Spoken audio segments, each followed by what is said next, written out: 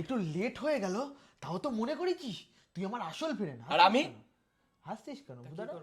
টেস্টম্যান আজকে আমাদের ক্যামেরা করছে, এই যে সিন শুরু হবে। চলো রেডি স্টার্ট। ক্যামেরাম্যান